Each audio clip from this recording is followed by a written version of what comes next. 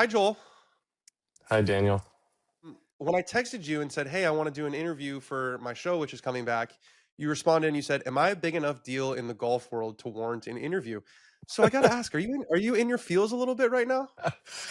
uh, yeah, it's weird. It's kind of a weird time for me.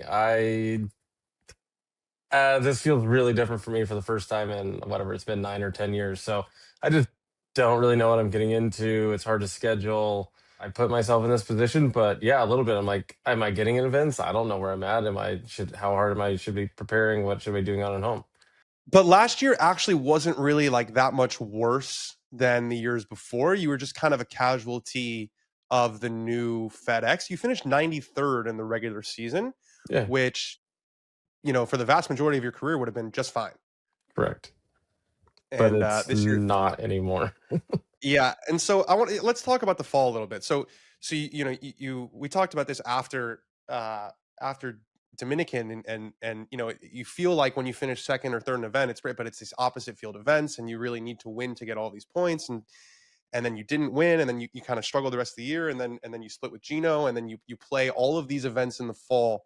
What does that feel like when you're like chasing it and you're not with the guy that you've been with for your entire career? Like it must have been, and you've got a young kid. Or when was your kid born? Your second one? November 15th, Saturday of Right. would have So been Bermuda. Yeah, right in the middle your of it wife is all. super pregnant the whole time. Like, what was the fall like?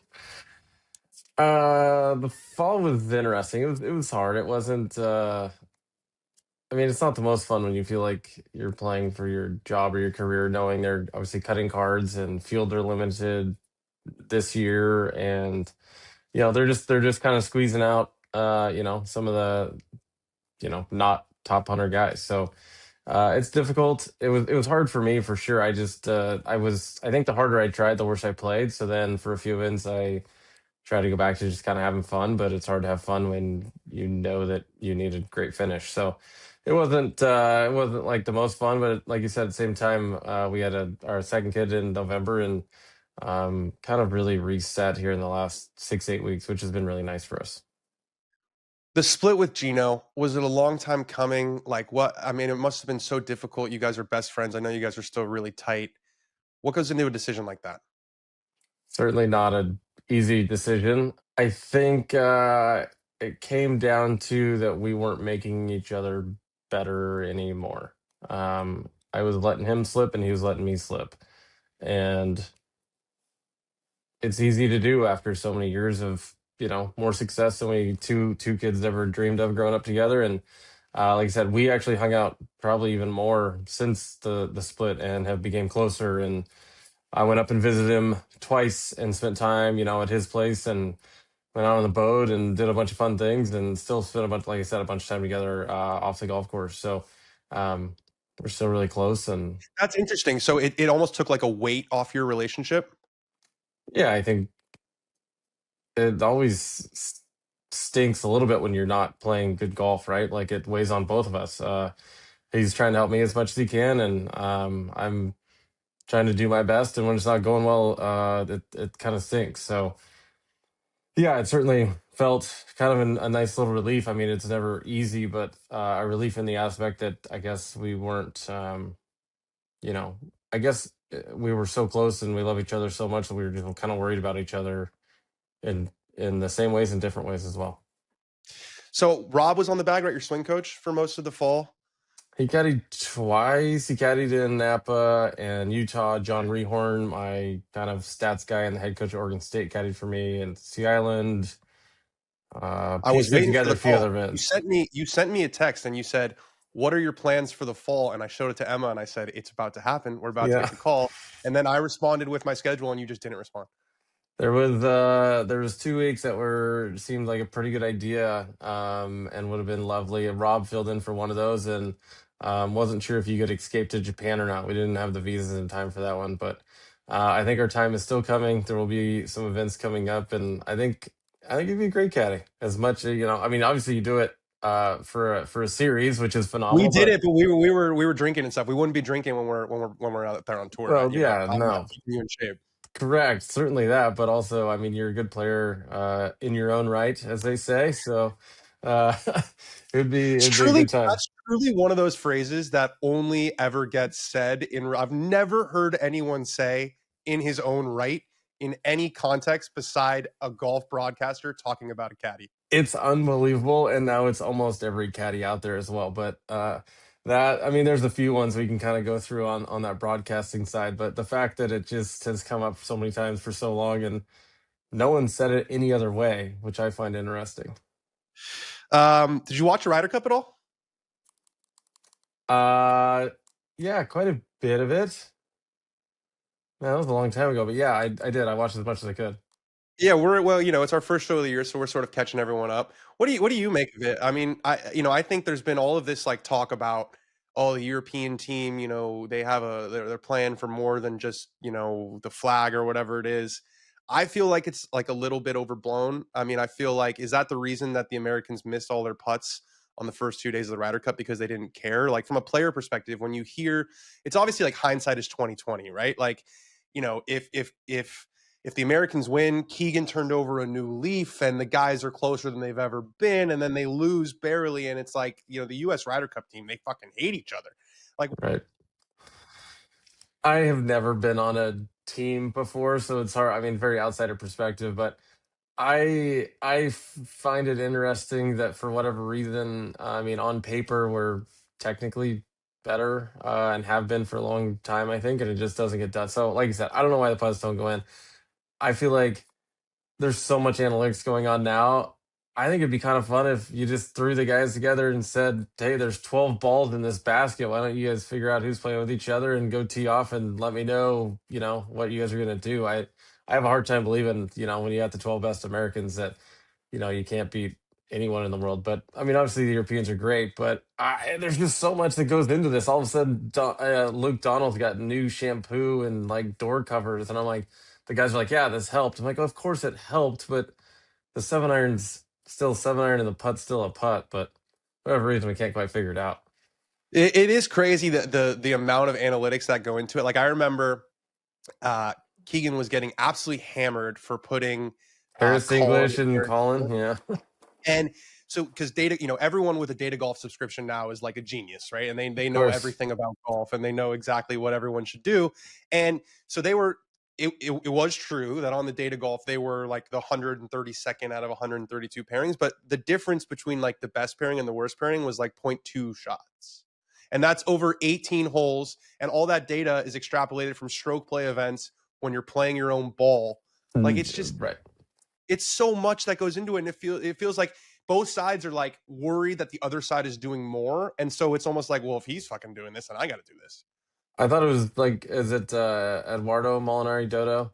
Like he's getting all this credit for being this amazing stat guy, and it's like we have him too, like on our side. Like he's not sure he's got, but it all is going to come out the same thing. And what'd you say? It's point two. Like an 8 foot putt is worth point five.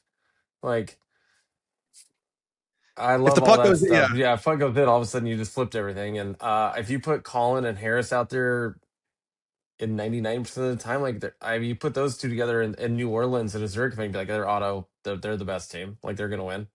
right. So let's not pretend like they're bad at golf. But that is a funny thing. Like, I would love to get like John, because they made it sound like we just don't have smart people. Like, we don't have smart stats guys. Like, they're just smarter than we are. Yeah, I mean, we're all pulling from the same data and you can only spin it so many ways. I mean, from Mark Brody who invented it to whoever we want to say is on our team, there's a million guys out there now. And it's like, yeah, we're trying to pick off slices of the pie, like tiny or crumbs of the pie to get an advantage. And at some point, I don't know what it is, but I don't believe it's because the Americans don't care. That might have been true a long time ago. But Rory, what do you say in his first Ryder Cup that it's an exhibition and he didn't really Exhibition, care anyways? Like, yeah, it's right? very And interesting. now he's Mr. Ryder Cup. Yeah. It's funny how that works. What do you make of the state of the tour right now? I mean, you're 38 years old. The tour's getting younger. It's getting smaller.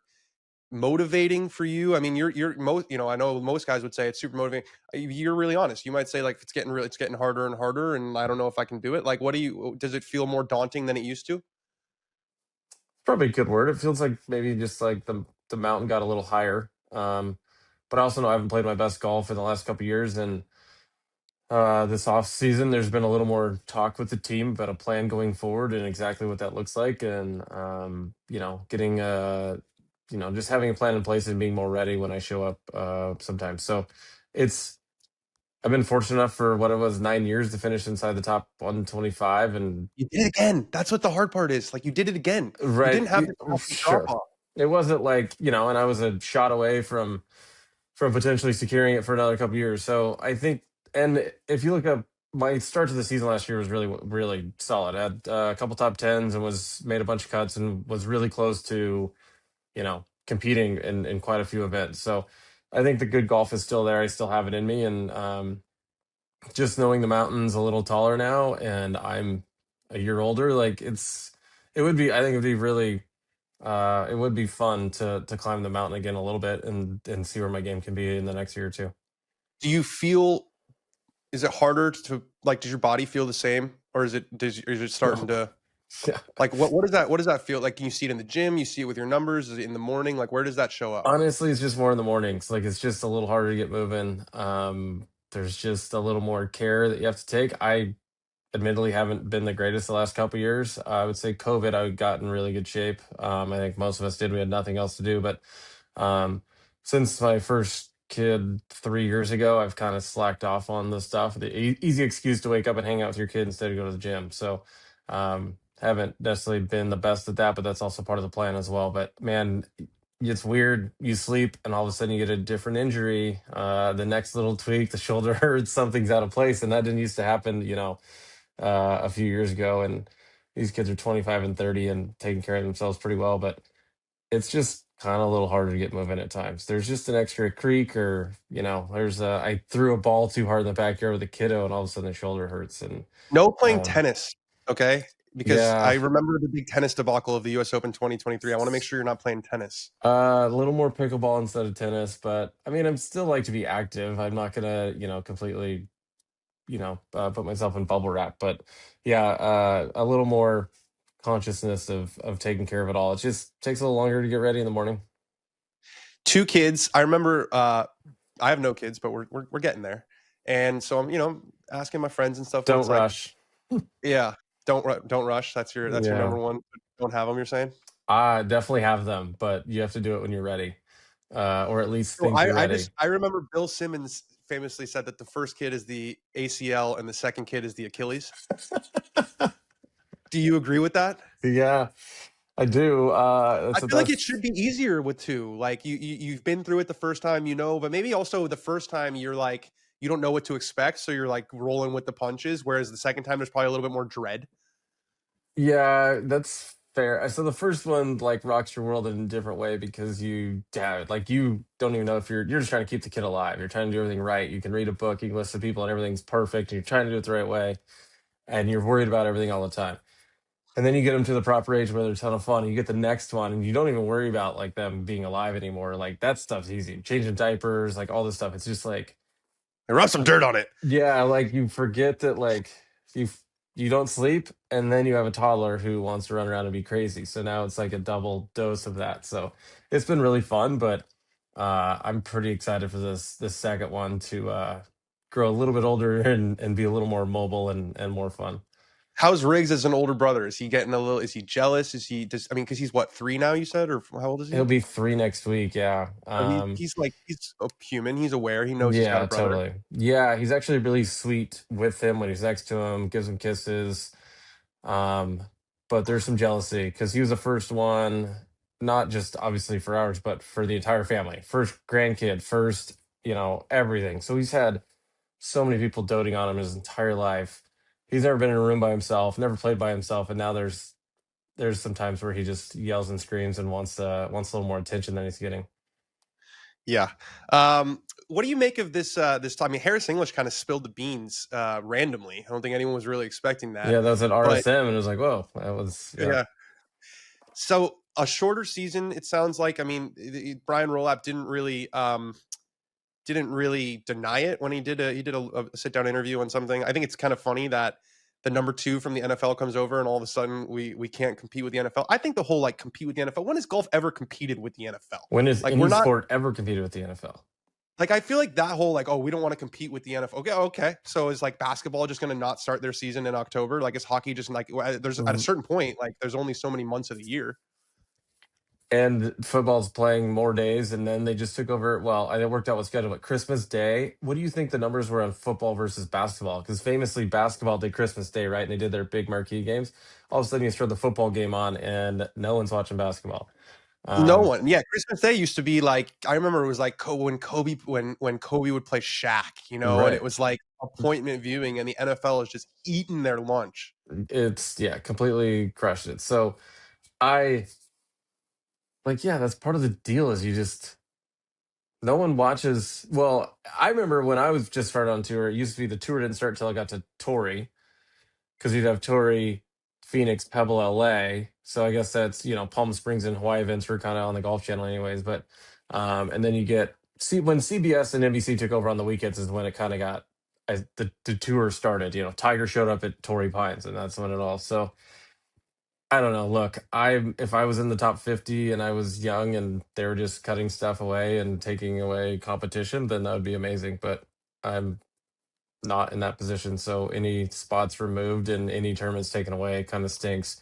I've also played in, I've got to play in all the big events in my career, and I've got to play in every small one as well. And Have you played you've probably played like every event.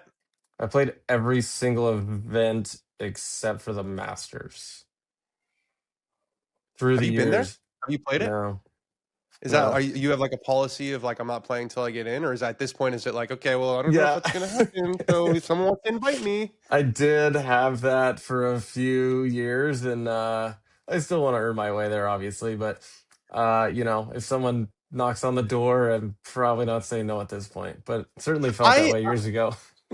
yeah, it's a very easy stance to have when you're 23. It's Of very course, noble. I'm not yeah, going there until I make the Masters. You get to 38, and you're like, well, kind of want to go, kind of want to yeah. see it, Kind of want to play it when I'm playing well, not when I'm 60. See what? see Certainly what you can that. shoot. Yeah, you want to play when you can still play the Masters tees. You don't want to have That's to a good go to point. play the yeah. Yeah, Uh, you said if you got a call, you'd go play the Masters, or you go. I mean, obviously, you'd go play the Masters. You'd go play Augusta. Has no one called you about TGL? Because I feel like you are made for TGL, and I was watching it yesterday, and they need someone like you out there, and they seem to go with like the top 30 in the world at like some point. Basically, they were kind of like going down the world rankings. Like Lucas Glover is on a team, and I got nothing against Lucas Glover, but sure. not exactly a gregarious personality. I feel like you would be made for it. Any conversations? Yeah, so when it would started, there's conversations like 4 years ago, right? Because then it was delayed a year because of the SoFi Center, I think, collapsed or whatever it was. So there was conversations. Certainly, I was also playing better golf at the time. I was quote unquote Netflix famous as well, which helped a lot of things. So it's my understanding I was one of the last guys not to get pulled, and I needed to play better golf. Like honestly, like I But wasn't. I why? Why? Kevin Kisner's on a team. He's a fucking announcer. What is it? so It's a simulator. yes, I think uh, that there's plenty of guys. I think Mark Hubbard would be incredible when you put him in that environment. There's other guys that aren't, top 20, 30 in the world that would be unbelievable in that environment and still be pretty good at golf, right? Like it's not like we're shooting 80s, like we're decent at golf still. So You might be yeah, like there's some 0.75 strokes over right. 18 holes worse than the other guy. Right. Yeah. God forbid I made one of those putts. So um yeah, it's interesting. I haven't watched a ton of it. It seems in theory it would be a good idea, but I don't think most people have kind of clinged on to it quite yet. I know you're supposed to like have a team and do all that stuff, but it just doesn't feel like it's quite worked out the way it's supposed to yet. I don't know. Team golf is just a miss for me. It's it has to be organic. Team golf is great when you're in college. Team golf is great in the Ryder Cup. Team golf when you're just throwing cities at people and there's no real tie and they don't actually play in that city. It just feels a bit like it almost has the live effect where it's like am I like you guys you have these logos and like these things about like the common pride and this and it kind of makes you like roll your eyes a little bit. Yes, I think it would be really fun if you actually had guys from the city and actually would try. I mean, it's too hard to do, obviously, in the setting, but it would be really fun to have. There's the Scottsdale team, Sea South, Island, there's a Sea Island team, there's a Vegas team, you got a Dallas team. Dallas. Like that would be pretty cool. You could put a lot of that stuff together, and um, but I'm obviously not in charge, and there's probably a lot harder than it looks and sounds. Big news in the golf world recently is Brooks Koepka not playing live.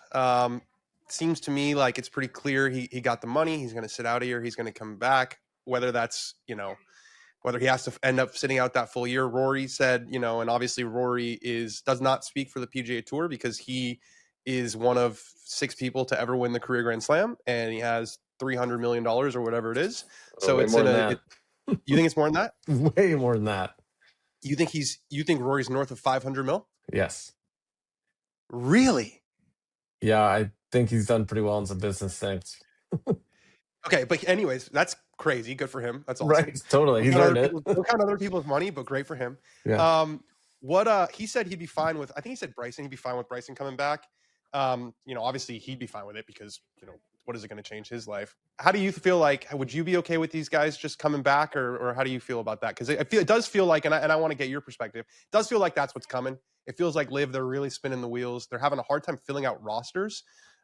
They went after Minwoo Lee. They went after Akshay Bhatia. They went after Sungjae. They went after Siwoo. They went 0 for 4. The guys they signed are nice players, good players, not going to Yeah. move the needle. So it does seem like that's going to happen next. What do you think the sort of non-Rory McIlroys of the world like you feel about those guys coming back? I do I understand that the stars. I mean, when you started saying the names over there, you have Kepka and DeChambeau and Rom, and there's plenty. I think Yako is a great name, but yeah, they would obviously benefit the PGA Tour. That'd be more stars, more views, whatever we're going after. Of course, you can't deny that, but would it be interesting if they all just like sat out a year and then they just came back and played? Like, kind of. I think a lot of the tour would be upset about it, but what are you gonna do? Like, they're the stars. We're star driven tour, and um, if they're gonna help the tour, then we're a for profit tour now, so we need to make money. And if they're gonna help you make money, then bring them back, and let them go. So you'd have an issue with it, like in your gut, but your brain would sort of override it and say like, I understand this. Yeah, I think that's fair, and I think that's a fair spot to be on that. Like, I completely understand what they're doing. Does it feel funny or not correct? Sure, but I mean, who am I to say? Like, it was just a very interesting stance from what it was 3 years ago or 2 years ago to what it is kind of now. It's just Well, they changed. told you guys you're gone. Yeah, If you certainly go, that, but also just like there was just like, immediately wiped off the planet, don't care anymore, never coming back to like, oh, sure, you're gonna help us now. We need more money. We're gonna for profit. Let's bring you back in.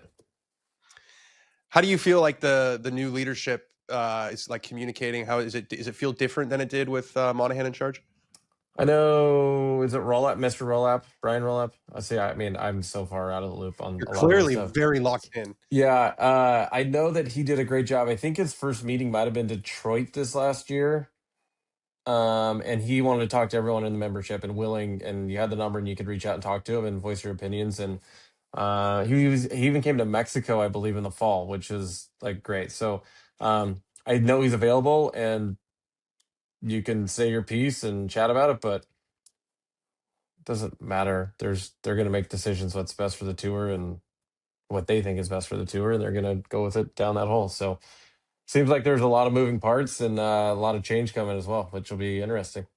But it doesn't feel like necessarily like the players. You don't feel like you have necessarily that much of a say.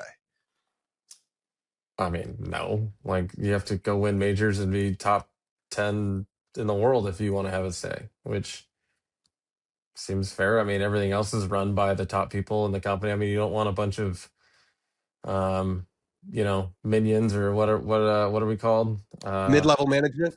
Well, certainly that. Oh, Tron Carter called us something, or oh, Mules. mules. We're the mules. Yeah, you can't have the mules running the company, so that doesn't work. I mean, if you're running a company, you're gonna have the CEO and the board make decisions. And the other thing that like caught up in all of this, let's get one thing straight: no one's playing defense on me. No one's out there kicking our ball out of the hole. No one's telling. All you have to do is go win golf tournaments. You can be Ben Griffin. He came from mid-level management. Now he's, top 10 in the world. And JJ Spawn won a major. Like, it's possible. It's doable. No one's stopping you. So if you do really have a problem with a lot of this stuff, you might as well just go play better. Speaking of playing better, you said it was going to be a difficult thing to schedule this year. What is the schedule? What's the plan? Uh, Getting into Palm Springs and San Diego is what it looks like. Um, to start the year, there'll be some gaps in there. I mean, I already wasn't in signature events, so it should be play 20-ish events, I think, and that's enough to compete and have an opportunity. And the better you play, the more events you get into. Joel, I appreciate the time. I appreciate the interview. I think you're always worthy of an interview. Don't ever sell yourself Thank short. you. And when you are ready to give me that call and hand the bag over for 1 week, I will do it free of charge. Unless you finish in the top 5, then it's no longer free of charge. Okay. That would be our deal. Totally free unless it's top 5 finish. And would have a great week. I'm ready to do it whenever you call, my friend. That would be a ton of fun. Make sure your wifey can come out too, so we can go to some dinners and we can get my wife together and it'd be a grand old fun time. Let's do it. Thanks, man. I Cheers. appreciate it. Hey, thank you, Dan. Happy New Year.